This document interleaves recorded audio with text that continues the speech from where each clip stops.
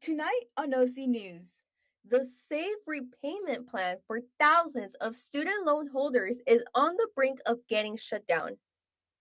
A deeper dive into sports culture here at Cal State Fullerton.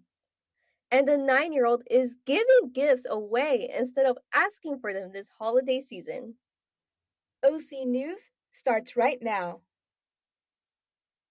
This just now in tech news, the first responder on There's been a lot of collaborative efforts. I feel blessed to be here in Fullerton. Brought to you by the broadcast journalism students at Cal State Fullerton.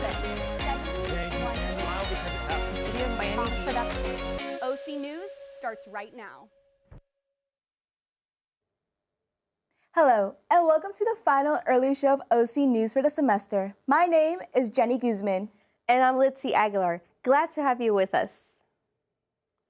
A major shift for millions of student loan holders. Former President Joe Biden's SAVE repayment plan is being shut down. The plan is officially ending after a new legal settlement with several red states. If approved by the courts, no new loan recipients can join, pending applications will be denied, and more than 7 million people currently on SAVE will be moved into other repayment programs. It's been praised the most affordable option. It was also responsible for billions in loan forgiveness, had lowered monthly payments for many students, some even close to zero. Critics call the settlement a, quote, backroom deal, end quote, while the Trump administration says it's, quote, righting a wrong, end quote. Student loan holders will have limited time to choose a new plan using federal student aid tools. A new ordinance, law forbidding encampment on public property across Orange County, is causing a lot of concern for the unhoused. Froz Manyar has you covered on the story. Ever since Orange County passed the ordinance law prohibiting encampments on public property, it has increased prosecution affecting many homeless citizens. OC 5th District Supervisor Katrina Foley explains the importance of this law.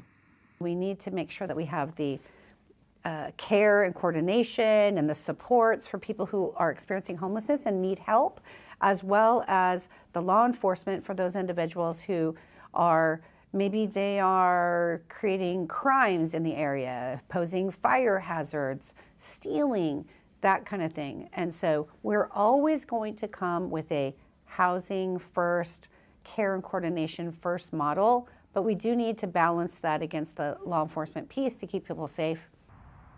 Experts have expressed doubts in this law, saying that the reality is to push people away into other counties instead of helping them here. You know, there definitely do need to be sanitation laws, and there do need to be loitering laws, and there are things that that are designed to just improve the overall quality of the city for everyone. The question is, do you do that so that when you encounter an unhoused person that is, for example, sleeping in a public park, are you using that as an opportunity to get them into services that could help them, or are you just using that as an opportunity for the police to cite and arrest and release them? The history has been that the cities, especially in Orange County, aren't acting in especially good faith, right? They're not passing the ordinances really just to improve the quality of the neighborhood. They really are just trying to drive people out of their city and into other cities. Orange County has dedicated millions of dollars to shelters and housing to aid the homeless. I just try to keep educating people about all of the ways that the County of Orange is helping. $216 million invested in housing just this last year.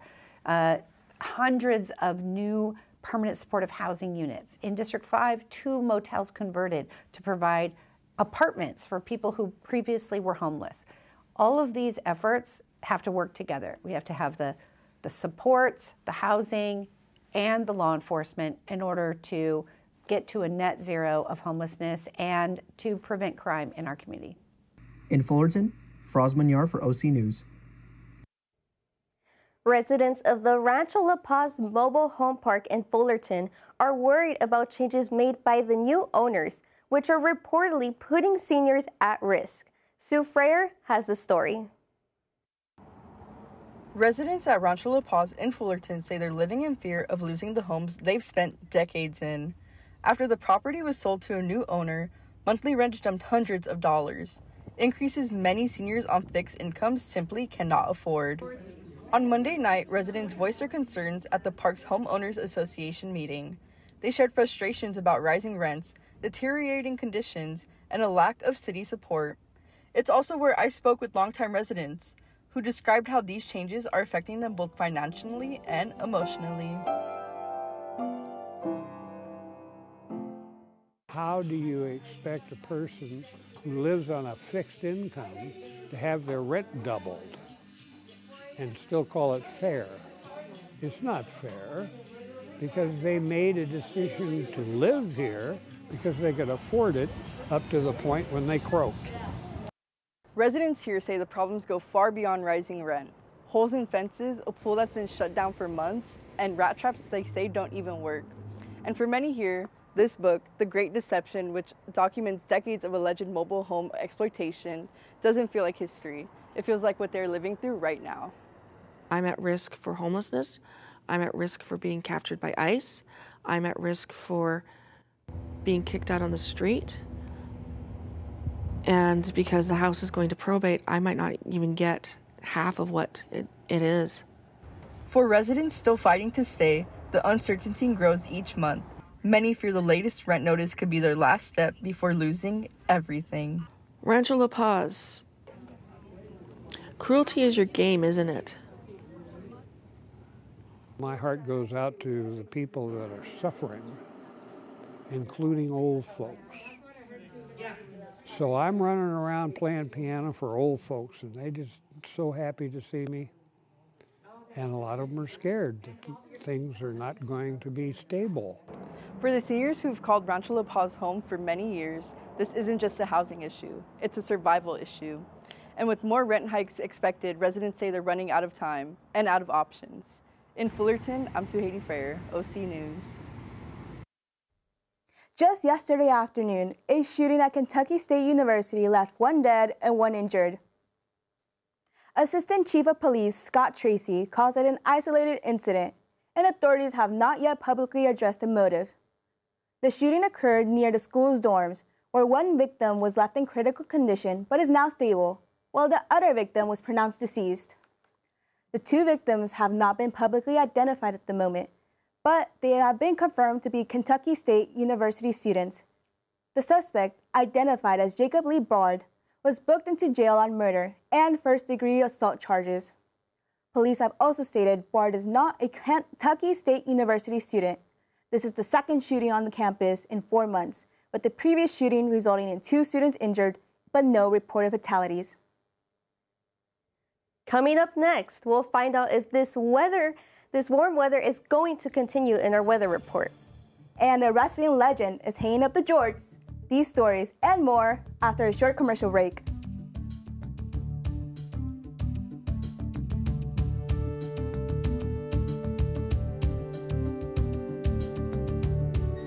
Can I get the now bar, please? $1. Have a good one. Got it. Hey, what's going on? Hey. Let me get a now bar. Sure. $1. Appreciate you. Got it.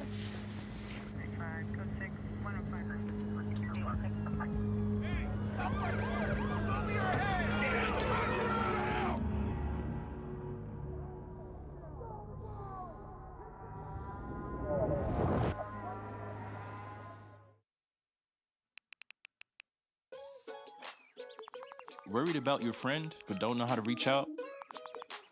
You could say, how are you, or get a fake tattoo. You can ask with an app if it works for you. You could chat with them in VR, it's so good. If you think you should check in, yeah, you should. Whatever gets you talking. Reach out to a friend about their mental health. Whatever gets you talking. Learn how you can help at seizetheawkward.org.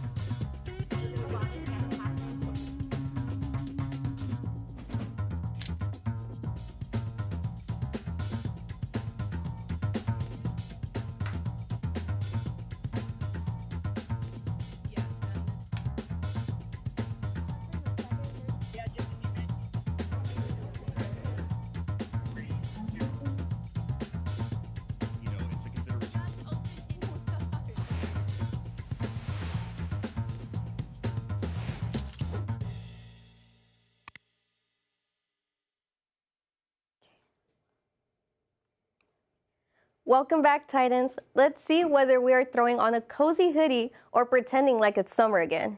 Hey, Sue, what's the forecast looking like this week? Thanks, Litzy. Hey, Titans, ready to talk weather? We've got a steady stretch of mild temperatures ahead, so let's break down what's going on right now and what's coming in the 5-day forecast. Right now in Fullerton, we're sitting at a really comfortable 75 degrees, a perfect in-between temperature for heading across campus. We're going to hit a low of 51 later today, so if you find yourself on a late night stroll, you might want a light jacket. Winds are calm at about 5 miles per hour, and humidity is low at 21%, so the air feels nice and dry. Sunrise today was at about 7 a.m., and sunset is coming early at 4:45 p.m., so plan those late day errands before the daylight disappears. Looking ahead to the 5-day forecast, we've got a really steady stretch of weather coming our way. Thursday stays warm and sunny, with a high of 82 dropping to a cool of 50 overnight. On Friday, we slip into the upper 70s with some light cloud cover. 77 for the high, 49 for the low. Saturday brings more clouds and a high of 75 with temps dipping to 51 overnight. Sunday holds on to those mid-70s and partly cloudy skies. Another comfortable day around 75, low near 50. And Monday brightens back up a bit, just in time for the first day of finals week. Warming to 77 with a low of 50 to start the night. Overall, a calm and mild week, the type of forecast we need to lock into finals without worrying about what to wear. Stay safe, stay warm, and good luck to all you Titans next week. So Titans, enjoy the nice weather while it lasts, because unlike my deadlines, it won't sneak up on you. Back to you guys at the desk. Looks like we're getting a hot weekend. But you know what else is hot? Athletes. And one of the biggest challenges for athletes is going pro. It's the same story for golf athletes, in fact. Dane May is diving into how golf athletes are trying to hit it a hole-in-one into the pros. There are approximately 100 million golfers in the world today. Only a few thousand of them are professional and dream of being on tour. Only about 300 golfers play on the PGA Tour, and only 150 have full tour status. Yuki Benai has a dream of being one of those 300 golfers. Benai moved from Japan to Southern California when he was 17 and made his way into college golf. After graduating in 2024, he began to pursue a career in professional golf. I mean, I guess it's nice because that I'm playing golf, and it doesn't sound like a real job, which then because I guess it's not because I'm not getting paid at all. But it's hard to get yourself up in the morning to do the same thing over and over again, and then if you don't see the results, you just get disappointed. But I don't know. I mean, it's the part you just keep doing it till you find something. When it comes to professional golf, there are a lot of barriers to entry. A lot of people talk about the money, the time, the work you got to put in to do it. But when it comes down to it, there are a lot of people that have the money, the time, the work ethic, the game. What is the true crux of why it is so hard to break into this sport? All things being equal, especially with capability and performance and what their ability to do, there's a fine line, and it's really going to boil down to the mental state. Are you prepared for that day in, day out pressure? Are you prepared for failure? Are you prepared for success? So all of that wears on you. Yuki could take the place of any one of those guys on the tour. The trick is once he gets there and figures out how to get there, can he maintain it? Benai recently missed qualifying for the Asian Tour, but is hoping to continue to get up and grind it out every day until he gets a shot to show everyone what he's got. In Fullerton, Dane May, OC News. There's lots going on this weekend, from the WWE world saying goodbye to a legend to the NBA Cup heating up in Vegas. Emiliano Carvajal got us all covered for us. Take it away. Thanks, guys. December 13th will shed a lot of tears, at least for wrestling nerds like me. Saturday marks the greatest of all time, John Cena's final match. After defeating LA Knight last Friday on SmackDown and winning the Last Time Is Now tournament, Gunther will receive the privilege of being John Cena's final opponent at Saturday night's main event. Questionably opening the show, this match is sure to be a banger. One of the best villains in the WWE today, Gunther, versus the fan favorite 17-time world champion, John Cena. Although a controversial choice of matchup for the never-seen 17, last contest, we should all just appreciate the culmination of John Cena's legendary 23-year career. After this, can't see him anymore. Also taking place this Saturday, the NBA Cup semifinals will be held in Vegas. A lot happened yesterday, with the Heat and Raptors going home and the Magic and Knicks moving on. Here are my predictions for tonight's matchups. So starting with Thunder Suns. Suns are somehow winning games right now without Devin Booker. I can only call it to the power of friendship, but the Thunder are the kings of the power of friendship. So I have them slaughtering the Phoenix Suns tonight. Right here we have Lakers-Spurs. Victor Wembanyama's out tonight, so I'm taking the Lakers. Although the Lakers love playing down to their competition, I'm just going to go with them. If you're a Laker fan, though, expect that fourth quarter Spurs comeback and that heart attack. Moving on to our semifinal on Saturday, we have the Magic and the Knicks. I'm going to go with the Knicks just because I believe they're more offensively versatile. Their three-point shooting clears the Orlando Magic's. And then in my predicted semifinals on the West side, we have Lakers-OKC. I would love to pick the Lakers, but the OKC is just too polished. They're too dominant on defense. They're too dominant on offense. I'll tell you this, it won't be a 30-point blowout this time because our King's back. Moving on to my predicted finals, OKC versus the Knicks. I'm going to have to go with the Knicks again. They're just too, not the Knicks, the Thunder. The Knicks aren't winning. We have Thunder just because they're still the most dominant team in the West in the NBA. Last year, they fell short in the NBA Cup final, but they're going to destroy the Knicks. Expect 15 uncalled Lou Dort fouls, though. Moving on from the pros to college. Cal State Fullerton's men's basketball team opened up Big West play last Thursday, facing off against Cal Poly SLO. This game was a back-and-forth affair, until it wasn't. Cal Poly went up by 18 points in the second half, as Peter Bundel from Slovenia went berserk. He shot 9 for 10 from the three-point line. I thought I was watching Luka Doncic for a second. But the Titans didn't quit. Jaden Henderson sparked a late comeback, grabbing a steal and drilling a three in transition, then burying another deep ball to cut the lead to just one with 11 seconds left. Unfortunately, Henderson was unable to hit a wide-open corner three that would have tied the game. The Titans fell to the Mustangs 94-91, 3-6 on the season. On that note, Cal State Fullerton sports has lost some of its prominence during recent years due to multiple reasons. Sergio Gonzalez took a dive into why that may be. As a student, a vital part to the college experience is the connection to campus. A big source of that among universities in the United States is through college sports. At Cal State Fullerton, however, the drive to attend games and cheer on such talent has been diminished over the years. The reason why? You can pinpoint multiple. The commuter school label, the limitations of name, image, likeness, and even lack of recent success. The overall transitory trends of student athletes have always been more pronounced at Cal State Fullerton, and the new trends seem like they're going to exacerbate that. Sustainability of player talent has been in flux. At times, CSUF has seemed like a stepping stone for athletes. Historically, CSUF has produced professional talent, including 14 NBA players and even 23 NFL players when the school had football, which, outside of baseball, has become a notion that has been lost over the years. NIL can be blamed. Limited opportunity exists at CSUF, as athletes can receive more compensation elsewhere. As a result, there is less inclination among the community to buy into the school's sports. The cohesion of Cal State Fullerton sports can be incredibly difficult to sustain, especially when you look at factors such as school spirit, NIL, and the fact that Cal State Fullerton is labeled as a commuter school. Over 40,000 students go to Cal State Fullerton, and only 5% of those live on campus. With that being said, many students may want to go back home after a long day of school, and that makes sense, especially when this is where the basketball arena is located.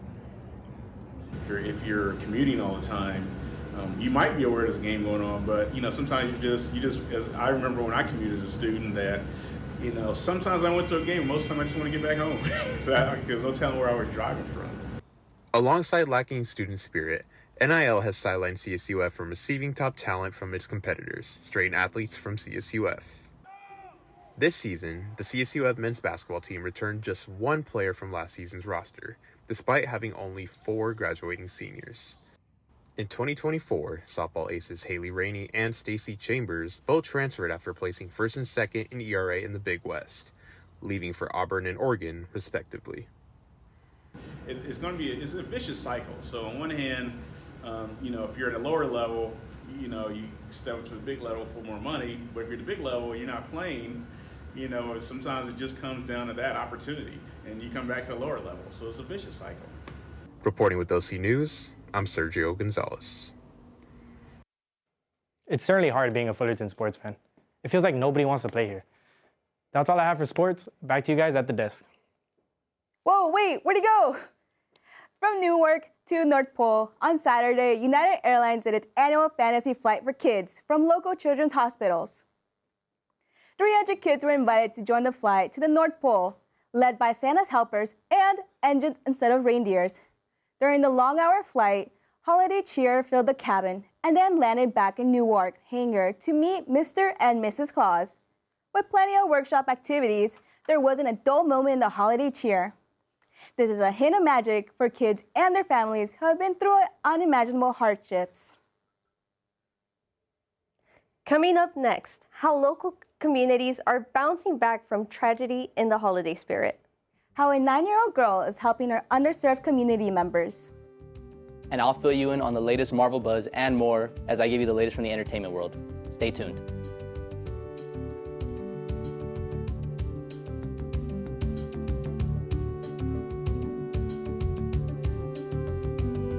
What does it take to discover the greatness within you? It takes resilience.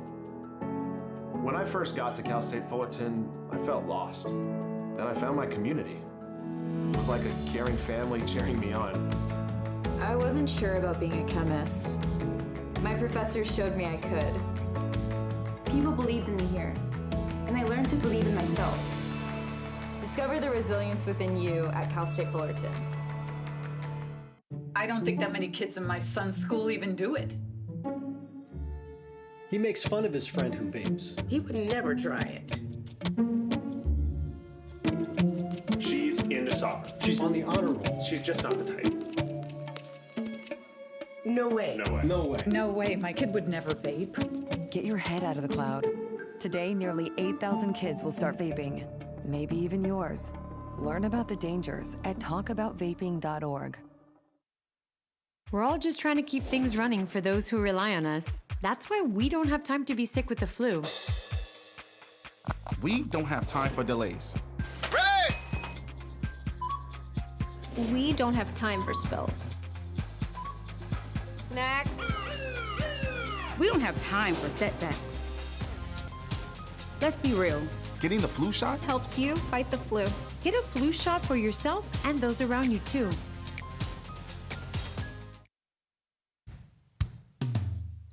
Hey world, I have a quick message. It's about safe driving. All right, let's go. Anytime you're driving, have the seatbelt buckled tight. Both hands on the wheel and your phone out of sight. When not in your hand trying to text somebody back. Because if you do, your car might get smacked. The moral of the story, just put your phone down. The people on the road will stay safe and sound. Put your phone down, put your phone down. People on the road will stay safe and sound. Yeah.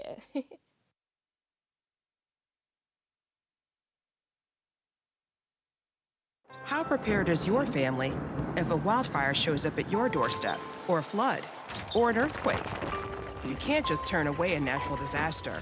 That's why it's important to go to ready.gov/plan now. It has the tools and tips you need to make an emergency plan with your family. So if disaster comes knocking, Let's go. you'll be ready to help keep your family safe. It's just a pizza. Yes. Make a plan today.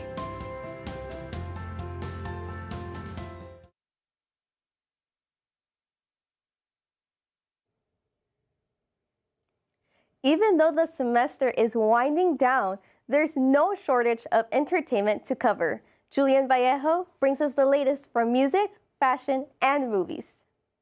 Thanks, Litzy. I have a lot of exciting stuff to talk about, so let's get right into it. A new Music Copyright Act was proposed before a Senate committee on Tuesday. If the legislation were to pass, it would require U.S. radio stations to pay royalties to artists whenever their songs are played on both AM and FM stations. One of the main advocates for the American Music Fairness Act is KISS co-founder Gene Simmons. Current laws in the U.S. don't require artists to get paid from traditional radio broadcasts. Simmons argues that this legislation would correct what he calls decades of injustice in the industry. One of the most popular nights in fashion is being led by elite women. Vogue announced the 2026 Met Gala will be hosted by Beyoncé, Nicole Kidman, and Venus Williams, alongside Anna Wintour. While the dress code has not been formally released, last month organizers announced the theme of the museum's exhibit will be costume art.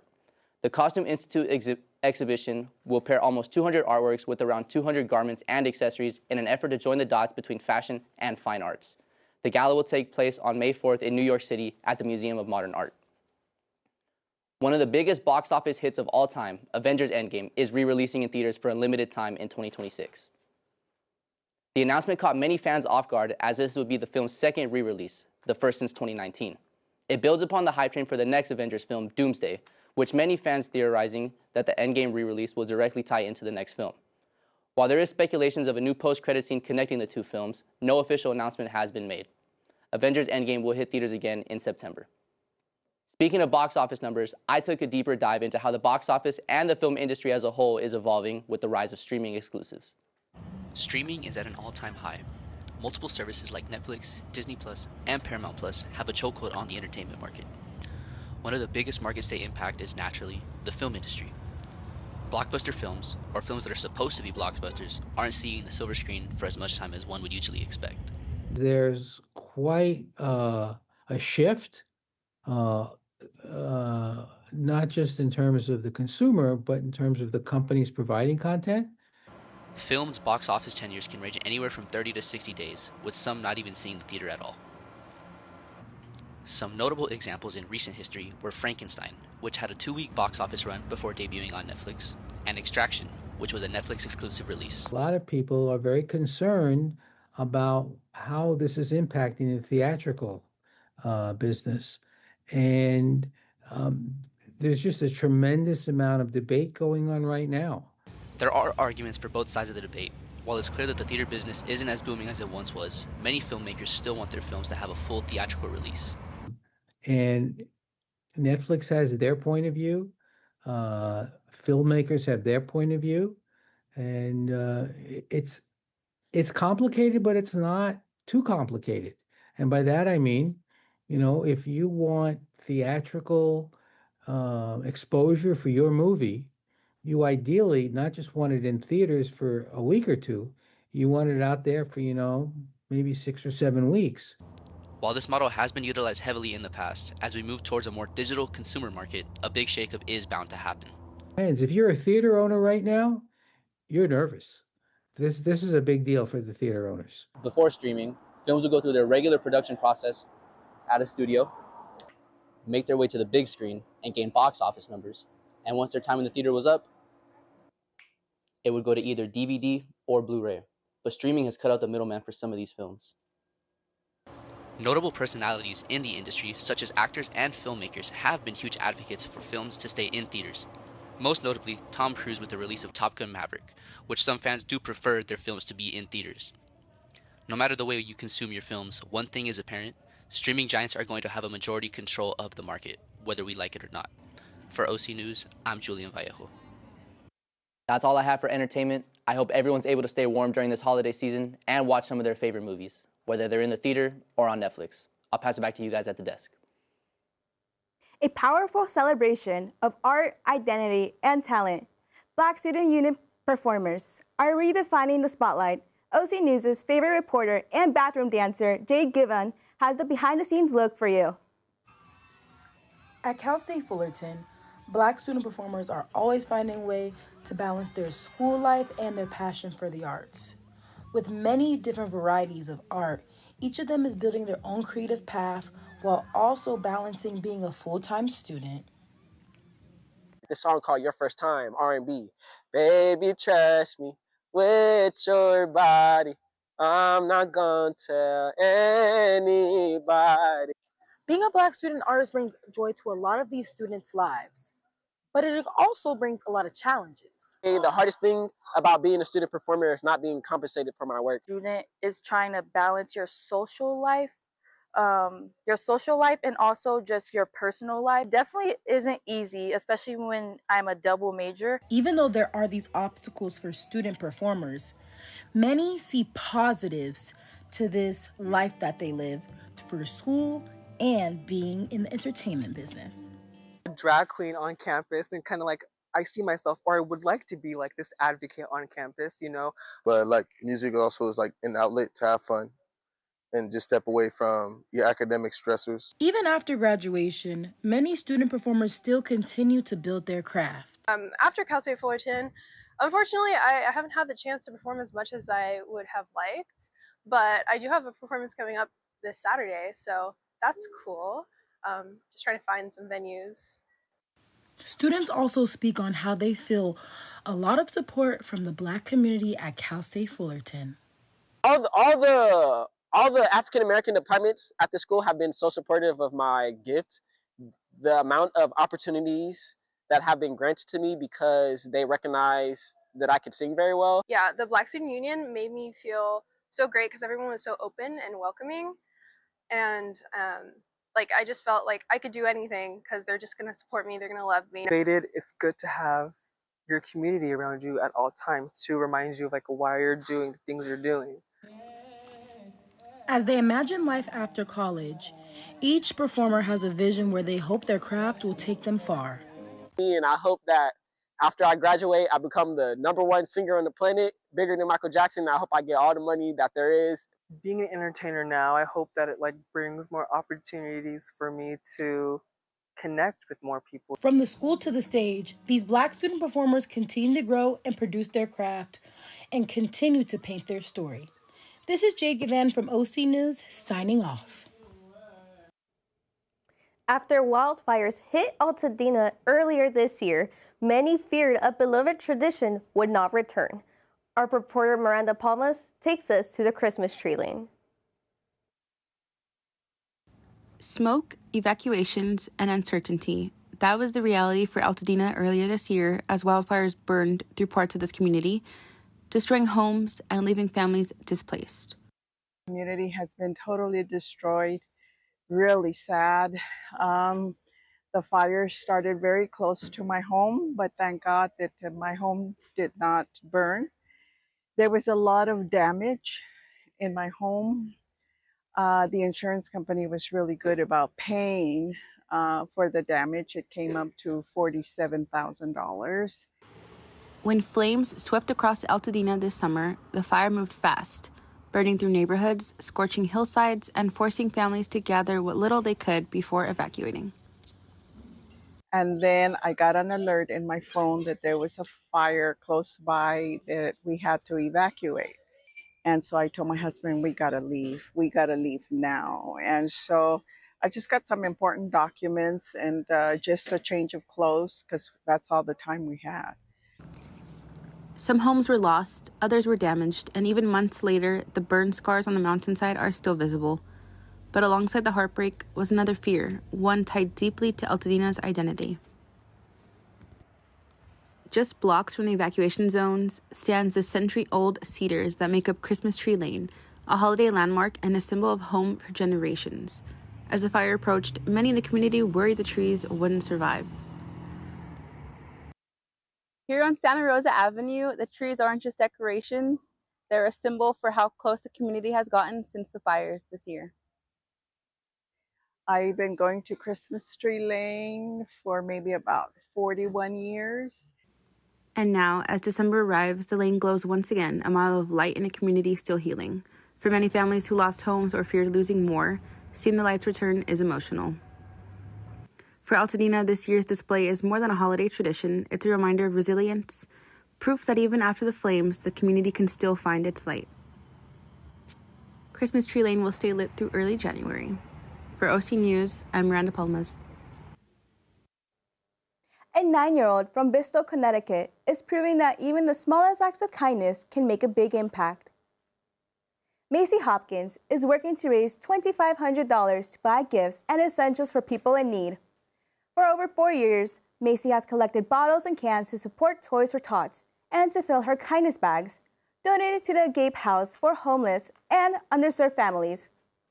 Inspired by her grandfather's legacy, she hopes to fill 100 bags this year with winter gear, gift cards, and encouraging notes. Community members can donate bottles and cans through Saturday. Macy says her mission is simple. A little kindness can go a long way. Oh, could you believe this 9-year-old little girl? I mean, she's in 4th grade. Thinking back to when I was at that age, I was only thinking about the gifts I was getting. No, literally, Jenny. And speaking about gifts, you had a recent birthday this month, and the holidays are coming up. So I thought I'd combine both occasions and give you a gift. Really? What? For both. Oh, thank you. Yeah, What the heck? of course. I hope you like it. Should we open it right now? Maybe not. Who knows? I'll leave it up to the side. Thank you for tuning in our last early show of the year. Our final show of the semester goes live in just a few moments. My name is Litzy Aguilar. And my name is Jenny Guzman. In the meantime, check out our social media at CSUF News and Titan TV CSUF. Just a personal note for me, thank you all to all those who decided to tune in for OC News, a student-run production. You've seen our highest and you've seen our lowest, but thank you so much for the community support.